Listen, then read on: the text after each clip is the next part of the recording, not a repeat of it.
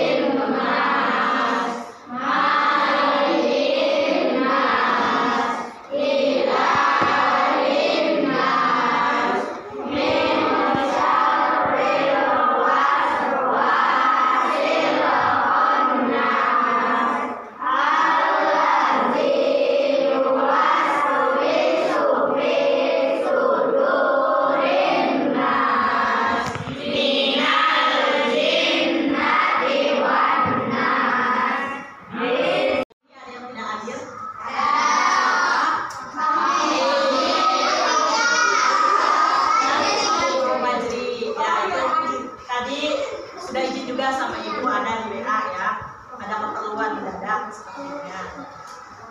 Kemudian sebelum mulai pembelajaran, ibu akan tampilkan yang namanya roda emosi.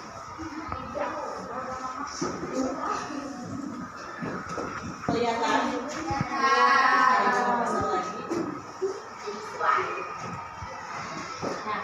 Nah, di sini merupakan berbagai macam emosi yang ada di dunia ini. Yang kalian pernah rasakan juga, ada kan berbagai macam emosi. Ini namanya roda emosi. Dan di sini ada berbagai macam emosi, ada tertarik, ada gembira, ada kagum, ada takut, ada cemas. Coba yang sedang kalian rasakan pada pagi hari ini, pada saat ini apa kira-kira? Coba pikirkan. Barangkali ada yang cemas, ada ngantuk, takut, karena lagi puasa juga ya. Nah, setelah kalian tahu emosi yang sudah kalian rasakan pada saat ini, coba kalian tempelkan melalui emoticon di dalam papan emosi. Bergantian saja menempelkannya ya. Dari kelompok ini dulu. Ya, dari kelompok ini dulu. Jadinya udah boleh ayo ditempelkan dulu emoticonnya. Boleh tempelkan perasaan kalian pada saat ini. Tidak usah dahnya,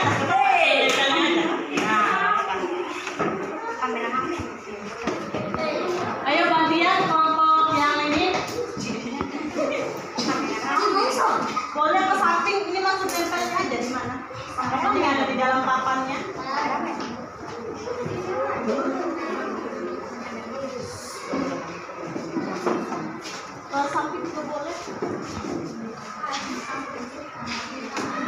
untuk berikutnya kelompok ini.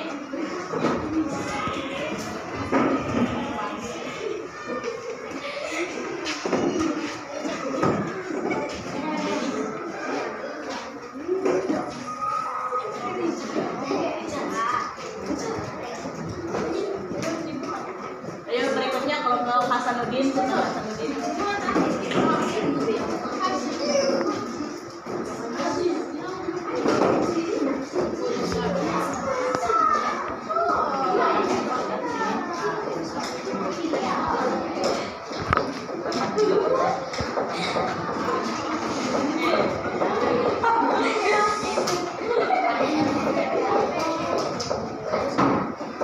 Selanjutnya kelompok terakhir, kelompok Patimura.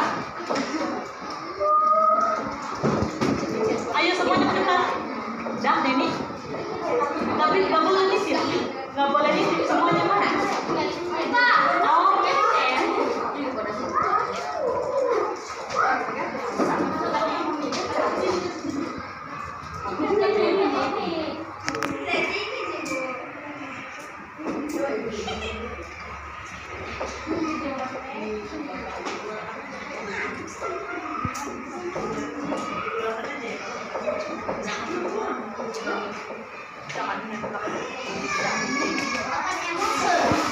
yang kalian rasakan.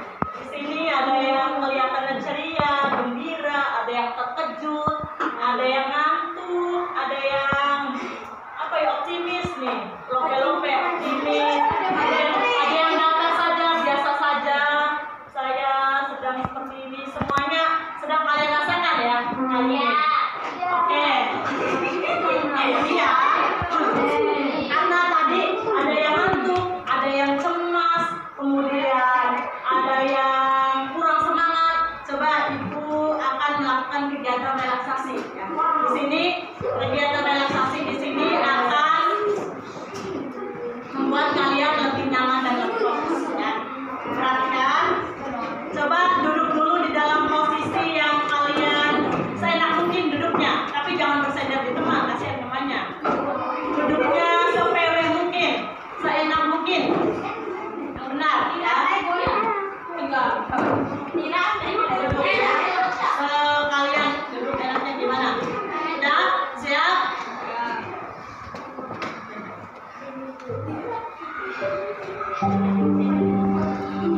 Coba ikuti perkataan Ibu ya, maksudnya turutin perkataan Ibu. Sekarang kalian pejamkan mata, semuanya pejamkan mata. Duduk dalam posisi yang kalian enak, bagaimana duduknya.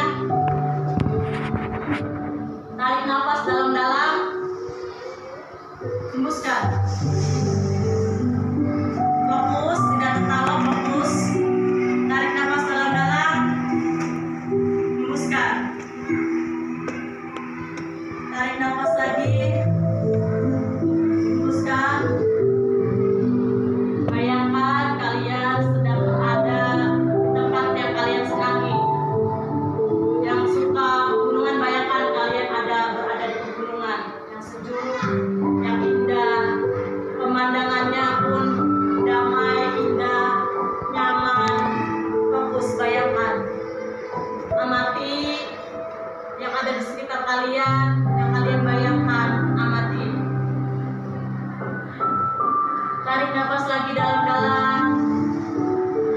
1, 2, 3, 4. Hembuskan. Fokus. Hadirkan jiwa kalian, hati kalian, pikiran kalian di dalam kelas ini. Fokus. Hadirkan.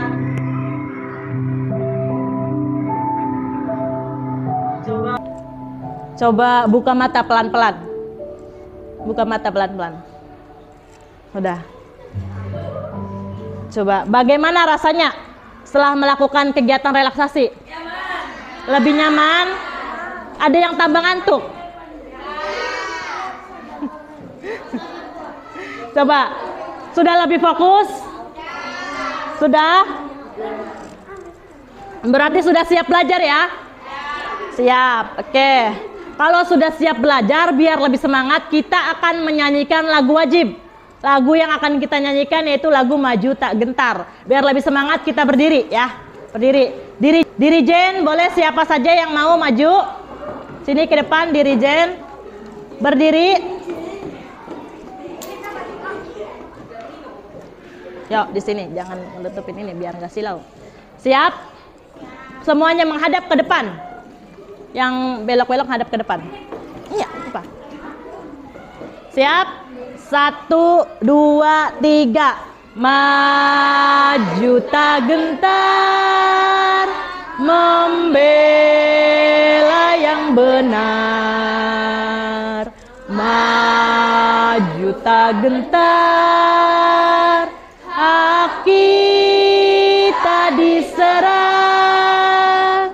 Maju serentak, mengusir penyerang. Maju serentak, tentu kita menang. Bergerak, bergerak, serentak, serentak, menerkam, menerjang, terjang. Tak gentar, tak gentar, menyerang, menyerang.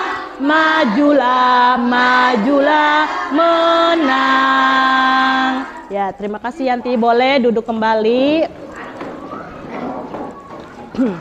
Dah ya. Jadi lebih semangat tidak?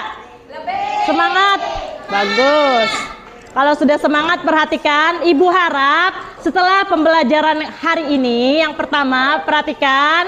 Ini tujuan pembelajaran yang kalian capai hari ini. Yang pertama, kalian akan membuat satu bagan mengenai perlawanan pahlawan terhadap kolonial Belanda ya. Yang kedua, kalian dapat mempresentasikan hasil diskusi mengenai perlawanan terhadap kolonial Belanda. Dapat dipahami? Paham? Paham? Aku akan menanyakan kembali, kemarin kita sudah belajar mengenai sistem tanam paksa. Coba sistem tanam paksa ini apa yang pertama kali yang didirikan oleh Belanda untuk menguasai perdagangan Indonesia? Apa sih? POC. Bagus, maksudnya POC. Nah, sistem tanam paksa itu apa sih? Apa yang dimaksud dengan sistem tanam paksa? Indonesia yang dipaksa untuk menanam. Dan hasilnya diberikan kepada Belanda. Jadi bangsa Indonesia atau rakyat Indonesia dipaksa untuk menanam. Ada yang menanam padi, ada yang kopi, ada yang teh, ada yang rempah-rempah lainnya. Kemudian hasilnya diberikan kepada penjajah atau koloni. Ya, masih ingat ya berarti ya. Kemudian yang terakhir, bagaimana kondisi rakyat Indonesia ketika sistem tanam paksa tersebut terjadi? Bagaimana? Menderita, kemudian tertekan, terkena wabah penyakit, kemudian sampai banyak yang meninggal. Itu sangat-sangat apa ya, kejam ya. Perjalanan itu sangat kejam dan apa ya, sangat tidak manusiawi lah kalau zaman sekarang mah ya. Tapi zaman dahulu kalau penjajahan rata-rata seperti itu kejamnya. Jadi hari ini kita akan belajar mengenai perlawanan pahlawan terhadap kolonial Belanda ya. Dengan perlawanan pahlawan yang berbeda-beda. Kan kemarin kalian sudah memilih ya, dari ada 7 pahlawan ya di sini ya. Ibu tampilkan dulu. Ada di buku kalian juga di halaman 36, coba dibuka. Halaman 36.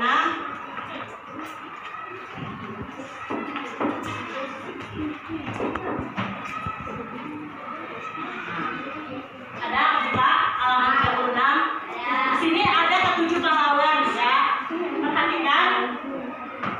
Yang pertama ada Sultan Hasanuddin dari Makassar, kemudian Pangeran Antasari dari Banjar, Patimura dari Maluku, Sisingaraja dari Sumatera Utara, dan Sultan Agung Tirtayasa dari Banten, Pangeran Diponegoro dari Yogyakarta, dan yang terakhir ada Silas Papare dari Papua. Kemarin kalian sudah memilih sendiri ingin mempelajari pahlawan yang mana, ingin mempelajari atau mengeksplorasi pahlawan yang mana. Kalian sudah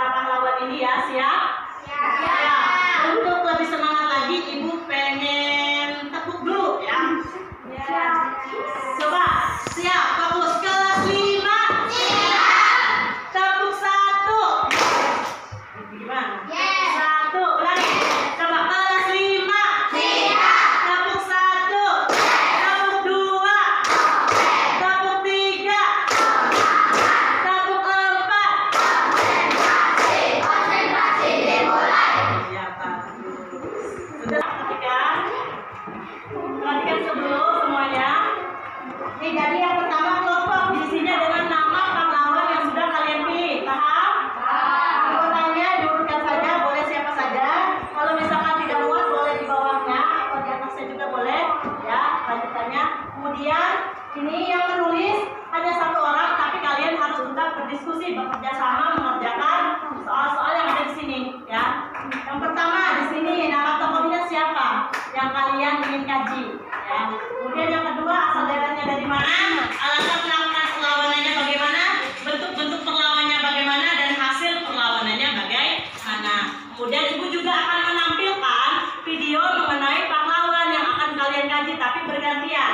Misalkan punya Sultan Hasanuddin dulu, perhatikan yang punya kelompok Sultan Hasanuddin. Ya. Paham? Paham. Oke, boleh diisi dulu. So. Boleh diisi nama kelompoknya. Pangeran Diponegoro merupakan tokoh penting dalam perang Jawa saat melawan penjajahan Belanda. Seperti yang disampaikan Presiden Soekarno, bangsa yang besar adalah bangsa yang menghormati jasa para pahlawannya. Salah satu cara menghormati jasa pahlawan yang telah gugur adalah membaca kisah perjuangan mereka. Diponegoro lahir di Yogyakarta pada tanggal 11 November 1785 dari ibu yang merupakan seorang selir atau garwo ampeang yang bernama Eka Mangkarawati dari Pacitan, dan ayahnya bernama Gusti Raden Mas Suraya yang di kemudian hari naik tahta bergelar Hamengkubuwono III. Pangeran Diponegoro sewaktu dilahirkan bernama Priwono Raden Mas Mustahar, kemudian diubah menjadi Priwono Raden Mas Alkawiyudo. Nama Islamnya adalah Abdul Hamid. Setelah ayahnya naik tahta, Priwono Raden Mas Alkawiyudo mendapat gelar sebagai pangeran dengan nama Priwono Pangeran Haryo Diponegoro. Ketika dewasa, Pangeran Diponegoro menolak keinginan sang ayah untuk menjadi raja. Ia sendiri beralasan bahwa posisi ibunya yang bukan sebagai istri permaisuri membuat dirinya merasa tidak layak untuk menduduki jabatan tersebut. Pangeran Diponegoro dikenal sebagai pribadi yang cerdas, hobi membaca, dan ahli di bidang hukum Islam Jawa. Diponegoro lebih tertarik pada kehidupan keagamaan dan rakyat, sehingga ia lebih suka tinggal di Tegalrejo, tempat tinggal Eyang Wuli putrinya, yakni Gusti Kanjeng Ratu Tegalrejo, permaisuri dari Sultan Hamengkubuwono I, daripada tinggal di Keraton. Pangeran Diponegoro mulai menaruh perhatian pada masalah keraton. Lahir di Kaipang, Kesultanan Banjar 1790. Ia adalah Sultan Banjar, Pangeran Antasari, merupakan cucu Pangeran Banjar. Semasa muda, nama Pangeran Antasari adalah Gusti Inu Kertawati. Pangeran Antasari memiliki 3 putra dan 8 putri. Pangeran Antasari tidak hanya dianggap sebagai pemimpin suku Banjar, ia juga merupakan pemimpin suku Maju.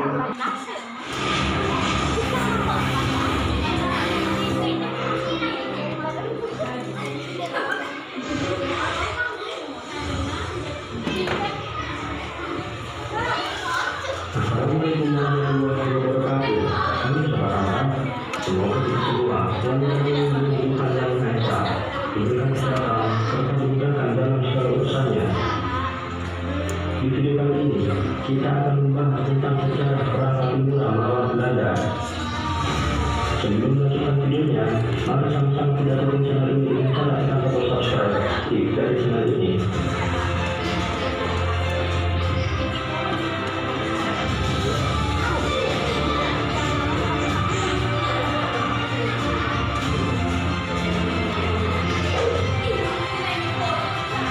Sejarah perang Kapimura berawal pada tahun 1817 di daerah Maluku.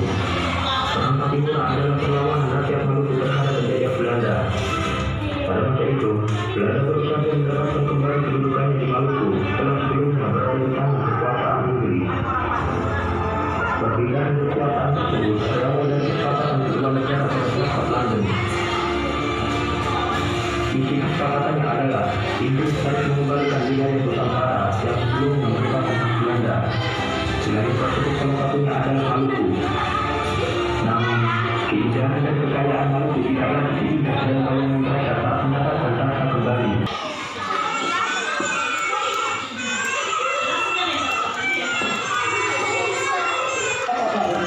Sejak 19 ingin menguasai Banten, tetapi Banten memiliki posisi yang strategis sebagai bandar perdagangan internasional.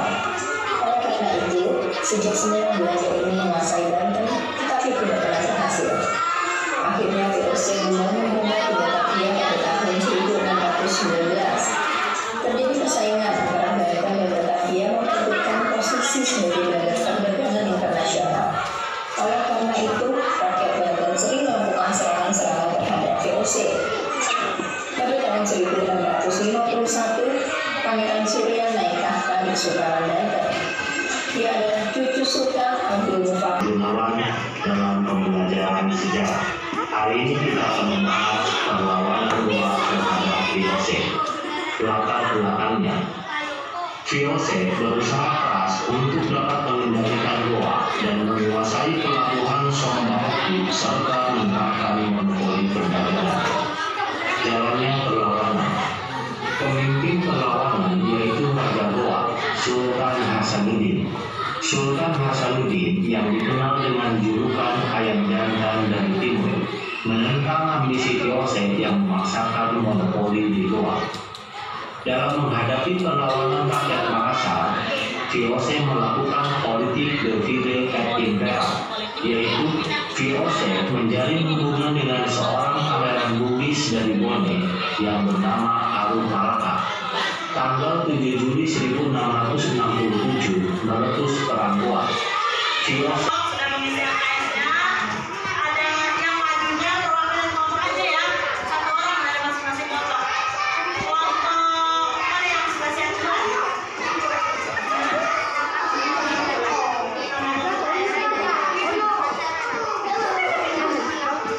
Perhatikan, kalau yang di depan sedang berbicara, perhatikan, didengarkan, ya, jangan ribut sendiri. Hati-hati. Sultan Ageng Tirtayasa, asal daerah Banten, alasan melakukan perlawanan pada masa Dengarkan. menerapkan perlawanan perjanjian monopoli perdagangan Yang yang merugikan merugikan dan kesulitan Banten sebagai pelabuhan terbuka, blokade blokade kapal perusakan kebun tebu. Nah, itu alasannya ada 3 ya, berarti ya. Pertama, VOC melakukan monopoli perdagangan. Yang kedua, tadi apa? Blokade kapal. Yang terakhir, ada perusakan kebun tebu. Itu alasan melakukan perlawanan oleh Sultan Ageng Tirtayasa. Kemudian bentuk-bentuk perlawanannya yang keras saat itu. Dengarkan. Ageng Tirtayasa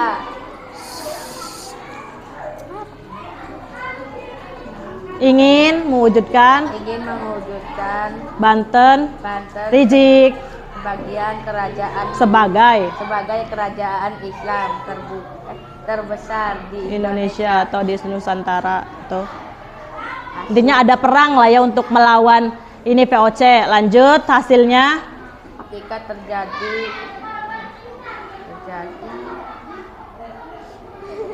sengketa apa dengan putra mahkota Sultan Haji yang itu. Haji Akurung Pangeran Pelabuhan